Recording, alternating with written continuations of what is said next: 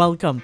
Thank you for joining us in studio here at 107.7. Yes, it's a privilege, as I said before, to be here with you because I know you since you're a child. Yes. And I've watched you grow up and doing so well. Thank your you mom, so of much. course. Thank you. You know. Well, the pleasure is I had a perfect example in you and having the opportunity to call you Auntie Linda. One thing I know about you is you're a go-getter.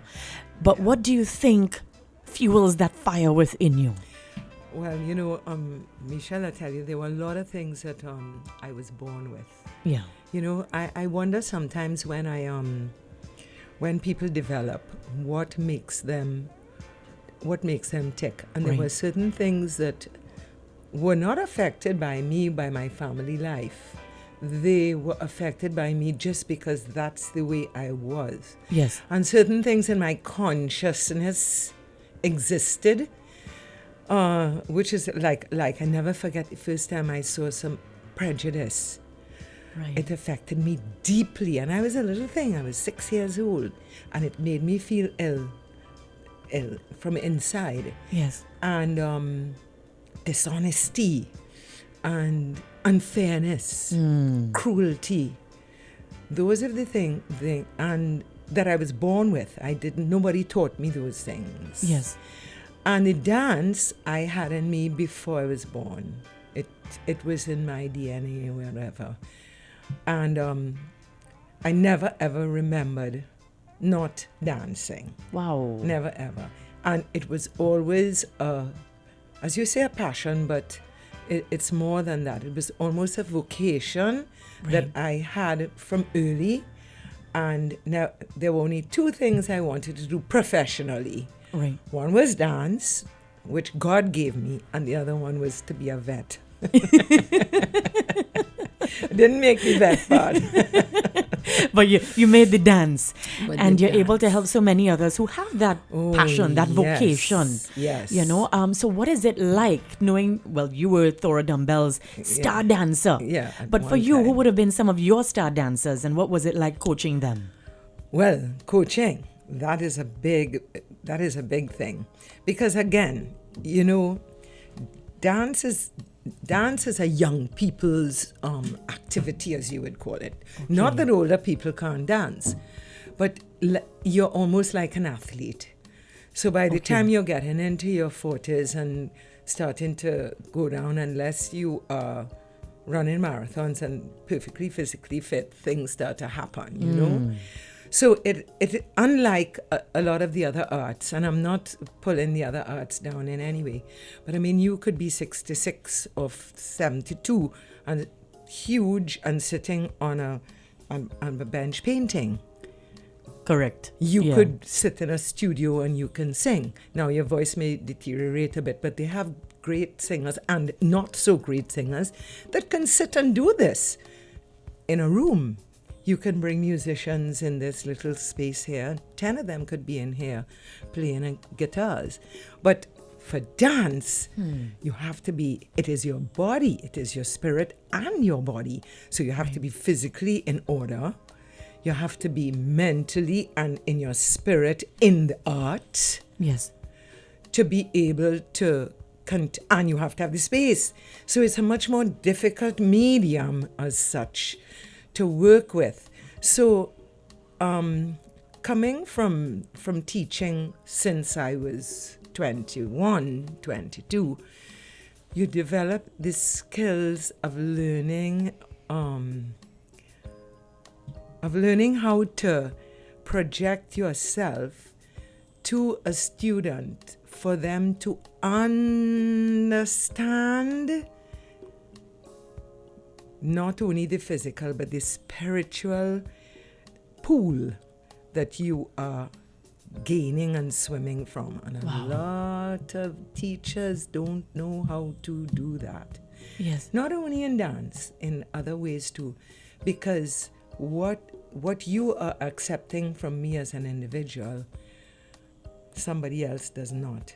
So you have to change your mind into reaching somebody and how you're going to express yourself and how you're going to get them to do something, especially when they don't understand. So there's been times when there have been people that I've nurtured and I've seen grow. Yes. And I feel so good, because you know that you're doing a good job. And you know you're penetrating that. And then there are sometimes when there are girls who are naturals, Right. talented, Yes. that you're wasting your time with, They're not interested. They're interested, yes, but they're not interested because they are not there.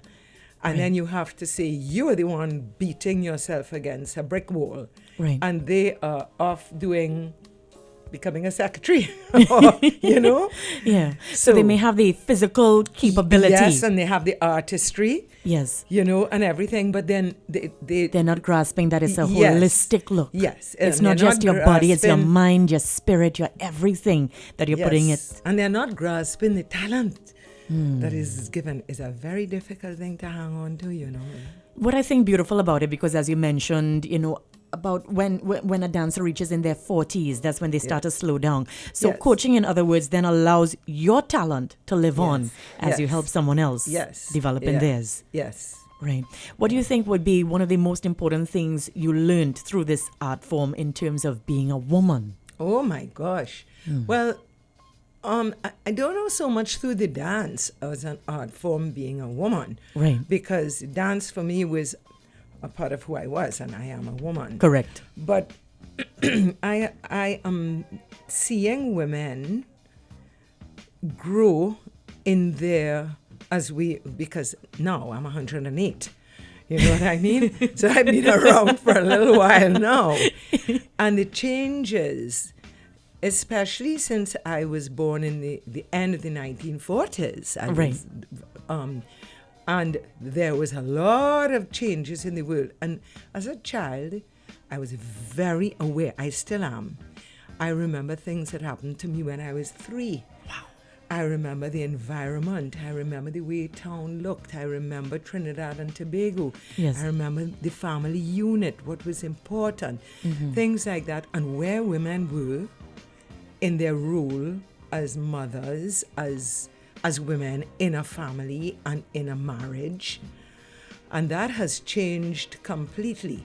And also how women have grown in strength, Fantastic. and being a part of, let's just right at the moment, when I was a child growing up, in the boys' schools in this country, they were all taught by men. They were all taught by priests or pastors and things, and men.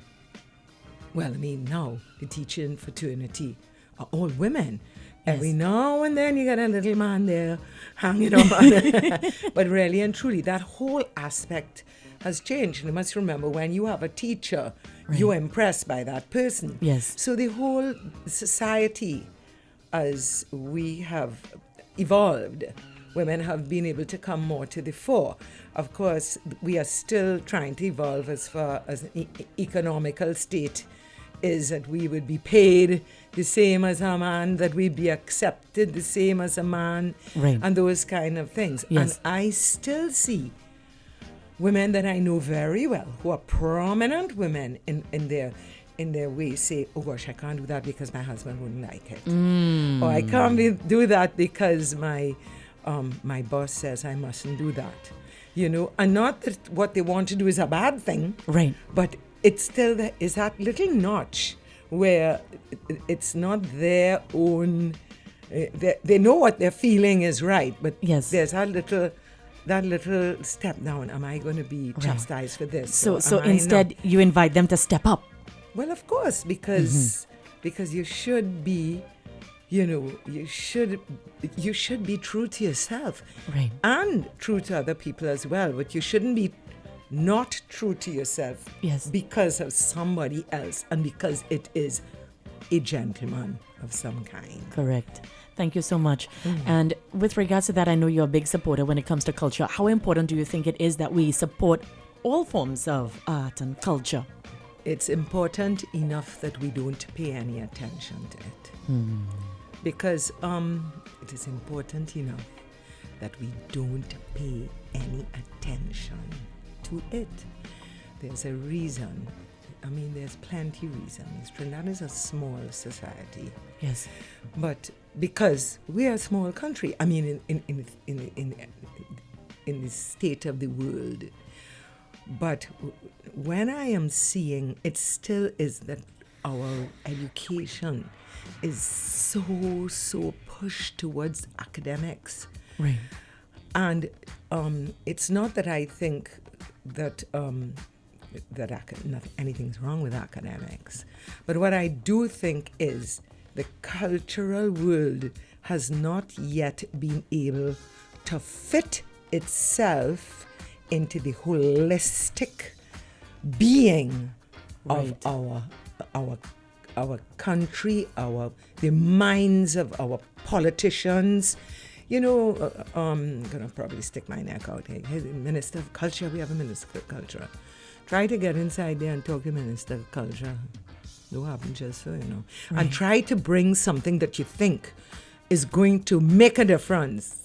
I don't have neither, you know. Right. It's a little thing there. We know that somewhere along the line we have to pay attention to it, but not today, not now. And that is a brief riding over. Yeah. I mean, I could spend 10 hours in here talking to you about that. Yes. Yeah. Yeah. So in closing, I just want you to leave us with some words that you would want to say to any young lady coming up, not only in dance, but in general. What would you want to say to the young women of Trinidad and Tobago? It's difficult to try to say something just to the young women. Right. I think that, you see, for me, Michelle, I have had a lot of sins, but I have the qualities that have seen me through in life. I don't lie. I'm not dishonest. Right. I try at every point that I could to make things better for the person that I'm in contact with. That doesn't mean to say I'm a connoisseur or I try, if I see a situation that I could help, I try my best to, and I don't like injustice. Yes. I try my best to use those qualities that God gave me. Yes. Which I know I have, being a good mother, open teacher, open person, to deal with people that come into my space. Humorous. I love to have fun with my baby kids, and that, oh my gosh, I love I'm very affectionate. I'm a touchy person. Yes. It's bothering me these days because who knows, in this day you make a little touch, it's abuse. And the little kids come to me at school and they have me, Auntie Linda, and I go, hi baby. I think, oh my gosh, her mother is looking at me now. Touch the She side must of the be face. Yeah. But I think people are very much aware if something is positive or negative, yeah. and I thank you so very much for sharing with us. I'm definitely going to grip the words in terms of being true to yourself and being honest. I think that's so vital and important. Yes. I don't like people to manipulate other people and use them and control. No. Those things we have to work to being a holistic overall person with others and them with us. Yes. Well, thank you so very much, Auntie Linda, for joining us in studio and giving us the opportunity to celebrate you. And through our celebration of you, we celebrate all women. So thank you. And we have some flowers, courtesy Flowers 137, as well as chocolates from Coco Bell. God, as much. That is nice. And now I'm going to give you a song this year that is a Dancer's Paradise. It's Shal Marshall, Splinters. I love Splinters. Yes, I love it. It's one of my favorites for this season. Nice. So this is our wow this week. Linda Pollard-Lake, veteran dancer and choreographer. Thank you. And all the best to you and yours. Love and light always.